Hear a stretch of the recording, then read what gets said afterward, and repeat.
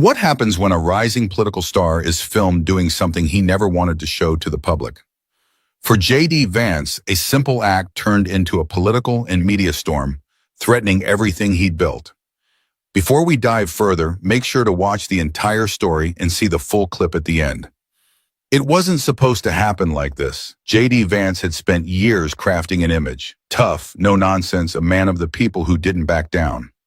He spoke with conviction, called things as he saw them, and rarely, if ever, let his guard slip in public. But on this particular evening, inside a small, upscale restaurant in Cincinnati, something shifted. The dinner was meant to be private, a gathering of close allies, donors, and a few influential figures, the kind of event where conversations flowed freely behind closed doors. Vance wasn't delivering a speech or taking questions. This was a safe space, or at least that's what he thought. The restaurant, dimly lit and exclusive, catered to those who valued discretion. It wasn't the kind of place where people pulled out their phones to record. Yet somehow someone did. A small, nearly imperceptible security camera mounted above the bar captured everything. Every glance, every word, every moment Vance let his guard down. At first, the recording showed nothing out of the ordinary. Laughter, drinks clinking, the occasional hand gesture as he spoke. But then, the conversation shifted. Vance leaned in, lowering his voice just slightly. The people around him did the same. He was speaking freely now. No rehearsed lines, no political polish. His words were casual, almost careless, the way someone speaks when they think no one is listening beyond their immediate circle. And then, he said it. A remark, pointed, specific, unmistakable. The kind of statement that couldn't be walked back. It wasn't a slip of the tongue. It wasn't taken out of context. It was clear, unfiltered, and dangerously revealing. The reaction around the table was mixed. A few chuckled, nodding in agreement. One person shifted in their seat, glancing around as if suddenly aware of their surroundings. Someone else whispered something under their breath. But no one outright challenged him. No one told him to stop. What Vance didn't realize, what no one at that table knew, was that the camera above the bar had a perfect view. The lens, small and unobtrusive, had recorded every word. The footage sat there unnoticed for days, stored in the restaurant's security system. No one had gone looking for it. No one knew it existed. Not yet. But things like this don't stay hidden forever. And when the video finally surfaced, there was no way to bury it. It started small. A blurry, low-resolution clip surfaced on an obscure online forum. No context, no captions, just grainy footage of JD Vance sitting at a restaurant table, speaking in hushed tones. At first, no one paid much attention. A handful of users speculated about what he was saying, but the audio was too muffled to be certain. Then someone enhanced it. Within hours, a clearer version appeared. Someone had isolated the audio, cleaned up the background noise, and sharpened the image just enough to remove any doubt. JD Vance's voice was unmistakable, his words now crisp and clear. It wasn't a deep fake, it wasn't manipulated, it was real. By the next morning, the clip was everywhere. Twitter, Facebook, TikTok, each platform dissected it from different angles. News outlets picked it up, looping the footage in their reports, pairing it with headlines designed to spark outrage or disbelief. Caught on camera, what JD Vance didn't want you to see. Leaked footage exposes JD Vance's true thoughts. The video that could end JD Vance's career. At first, the responses were mixed. His supporters immediately dismissed it as an out-of-context hit job. This is nothing, they argued, just another smear attempt by the media. But others weren't so sure. The clip was damning, and no matter how people tried to spin it, the words were there, raw and unfiltered. Cable news ran wall-to-wall coverage. Experts were brought in to analyze every detail, the body language, the tone, the expressions of those around him. Commentators debated the potential fallout. Could he recover? Would this hurt his chances in the next election? The clip played on repeat, each airing bringing new theories, new angles. Some speculated on the identity of the person who leaked it. Was it a restaurant employee, a political rival, someone inside his own circle? But the real question was, what would JD Vance do next? For hours, there was silence. No statements, no tweets, no damage control. His team had gone dark, scrambling behind the scenes. Every journalist in the country was calling his office, demanding answers. Then, a single post appeared on his official account. "We are aware of the video, a response is coming." But by the time he was ready to speak, the internet had already made up its mind. The battle lines were drawn within hours. For JD Vance's supporters, the video was just another manufactured controversy, another attempt by the so-called establishment to silence an outsider. They flooded social media, dismissing the footage as overblown, taken out of context, a desperate smear campaign. Some insisted the audio had been doctored. Others said even if it was real, it was nothing more than a private conversation, not meant for public scrutiny. A few well-known figures on his side went on television, shaking their heads at what they called a political witch hunt. "Are we really at a point," one commentator argued, "where a man can't speak freely over dinner without someone secretly recording him? This is insane." But his critics weren't letting it go. The other side saw the clip as confirmation of everything they'd always suspected. To them, this wasn't an attack, it was an unveiling.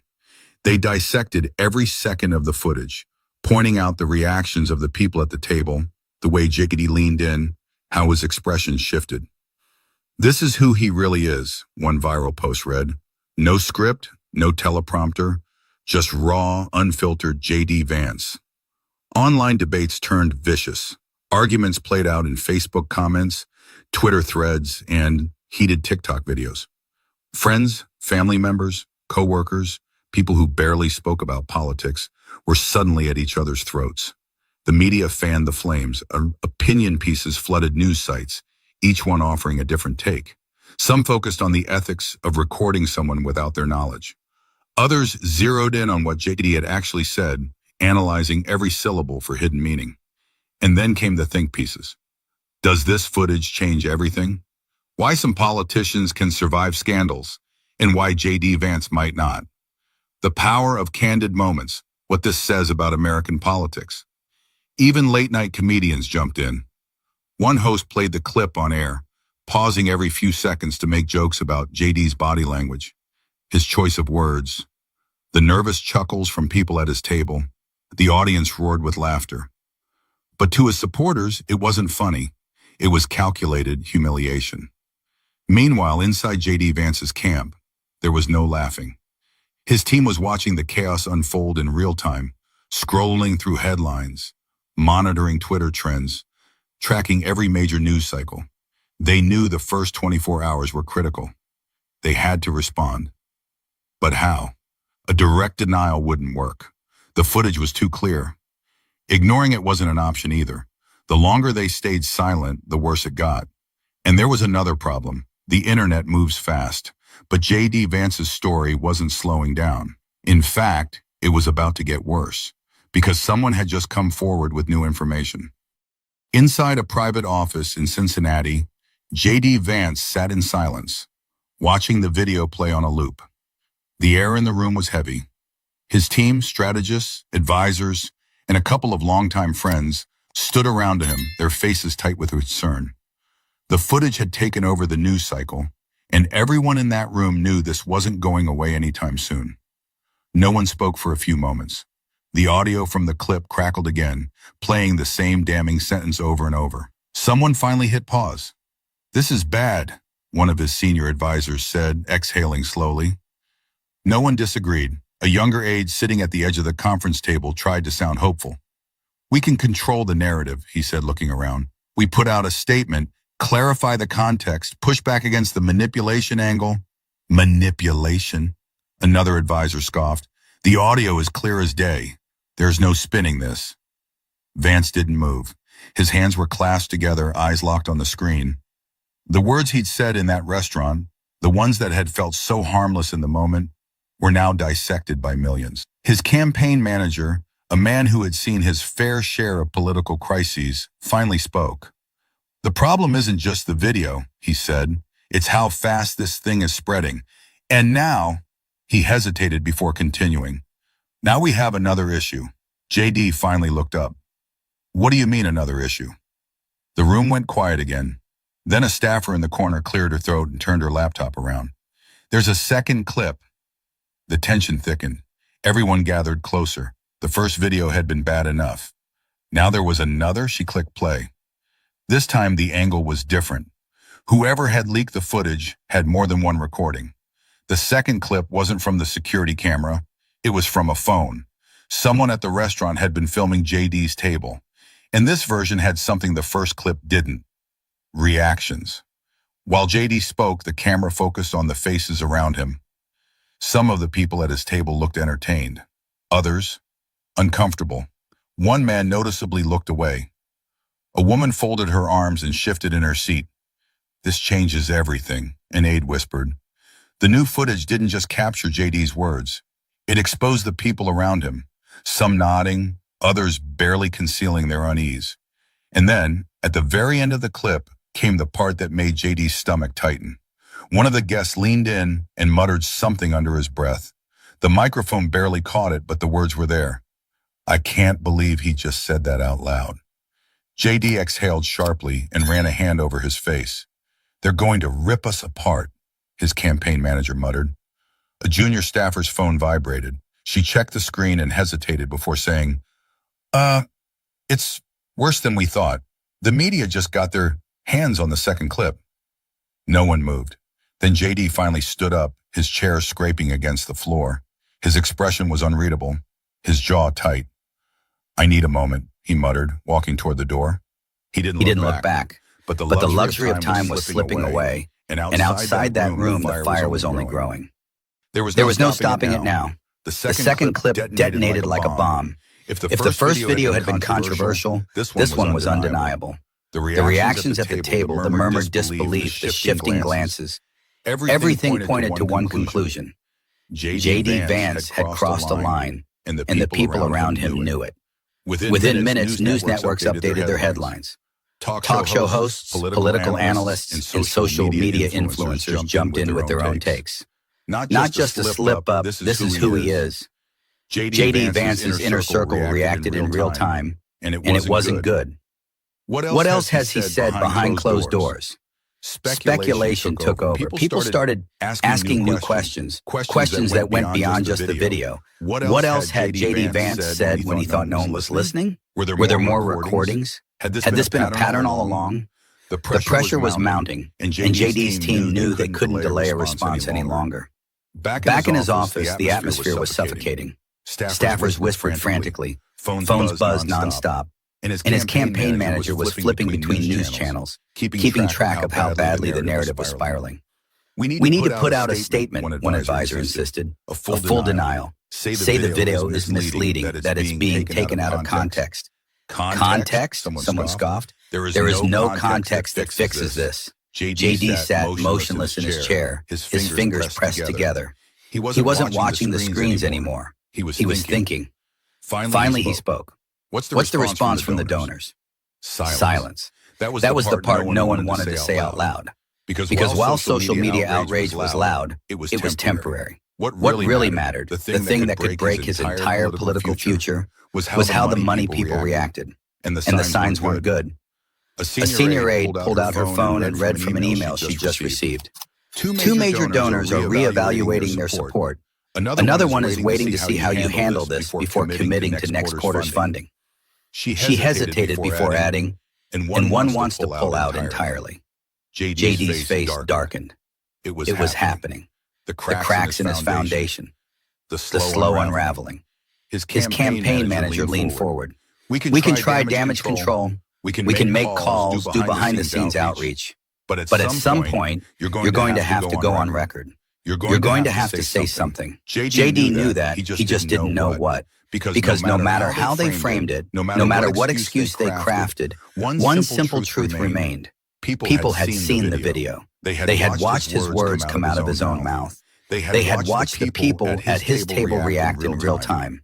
And now it wasn't just about what he said, it was about who he was when he thought no one was looking. A cold, sinking feeling settled in his gut. One of his closest advisors cleared his throat. "JD, if you don't handle this right, you are done." JD clenched his jaw. He knew that too. but whether he could fix it, that was a different question altogether. JD Vance had faced political storms before. He'd been criticized, attacked, called every name in the book. But this was different. The fallout wasn't just loud, it was relentless. Major news networks ran hour-long specials dissecting the footage. His critics used it as proof that he had always been a fraud, that the polished speeches and carefully worded statements were just a mask. His supporters, once unwavering, were now divided. Some doubled down, insisting the controversy was overblown. Others quietly distanced themselves, waiting to see which way the wind would blow. And then came the polls.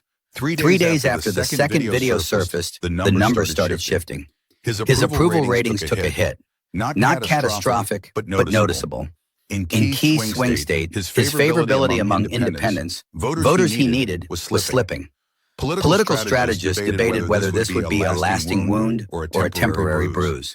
But in the world of politics, perception was reality. And right now, the perception was that JD Vance had a problem. Behind closed doors, his team was scrambling. We have two choices, his campaign manager said, pacing in front of JD's desk. We go on the all-offensive, call this a hit job, rally your base, or, JD asked, already knowing the answer, or we do damage control, apology, clarification, the whole 9 yards. Silence stretched between them. An apology. The very thought made JD's stomach turn. He prided himself on standing firm, never backing down, never caving to pressure. But this wasn't just a matter of pride. It was survival. His chief strategist, a man who had been with him since the beginning, leaned forward. The problem is, JD, this isn't going away. And if you don't take control of the narrative now, someone else will. JD exhaled slowly. He knew they were right, but that didn't make it easier. The decision had to be made soon because the damage was spreading beyond just the political sphere. A prominent conservative commentator, one who had always been in JD's corner, went on air and delivered a brutal assessment. I've defended JD Vance more times than I can count, the man said, shaking his head. But this isn't defensible. The words he said, the way the people around him reacted. If you can watch that and not feel uneasy, I don't know what to tell you. The clip went viral. Even people who had been on the fence started backing away. And then, just when JD thought the situation had hit rock bottom, his phone buzzed with a message that made his stomach sink. It was from one of his biggest donors, a name that had been instrumental in funding his rise to political prominence. The message was short. We need to talk. JD ran a hand over his face. He already knew what the conversation would be about. Money was the lifeblood of politics. And if the money dried up, everything else would collapse with it.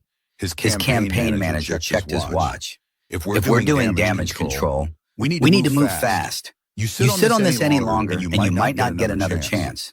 JD stared at the screen of his phone, his mind racing. He had spent years building his career, crafting his image, climbing higher and higher. Now he had to decide whether he was willing to do whatever it took to keep from falling.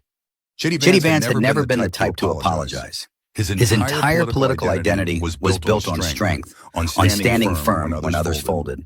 But now, as he sat in front of the camera, preparing to address the nation, he realized something. This wasn't about strength anymore. This was about survival. His advisors had gone back and forth over the wording of his statement. Should it be a full apology, a deflection, a carefully crafted explanation? The problem was, no matter what he said, someone would pick it apart. He took a deep breath, looked straight into the camera, and started speaking. The past few days have been difficult, he began, his voice modulated. A private conversation was recorded without my knowledge, and it has sparked a national debate. He paused, choosing his words carefully. Some people were disappointed, some were angry, and I understand why. It was the closest he would get to admitting fault. His team had made sure of that.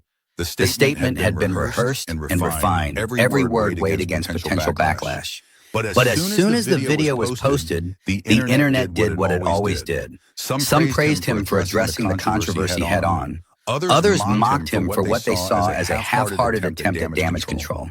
His critics called it insincere. His supporters said he should have never responded at all. In the media, they dissected every pause, every shift in tone, every flicker of emotion.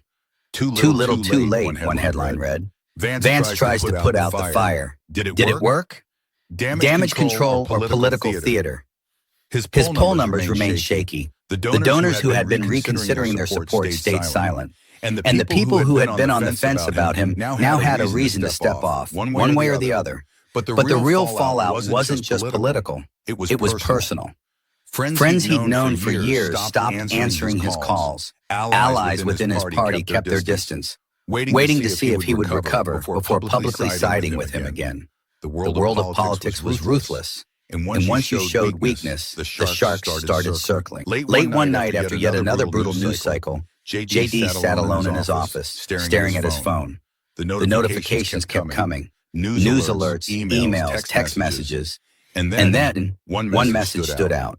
It wasn't from a donor or an aide or a journalist. It was from an old friend, someone who had known him long before the cameras, the campaigns, the speeches. You need to ask yourself one thing, the message read. Was this just a PR crisis for you? Or Or did this make you realize something about yourself? JD locked his phone and leaned back in his chair, exhaling slowly. For For the first time since the footage had surfaced, he wasn't thinking about the headlines. He wasn't thinking about the polls or the money or the next election. He was thinking about that question and the fact that he didn't know the answer. The truth is, no one can run forever. Not from their friends, their choices, or the person they are when they think no one is watching. So if there's one thing to take away from this, it's this. What you say in the dark will always find its way into the light. If you found this story thought-provoking, make sure to subscribe for more.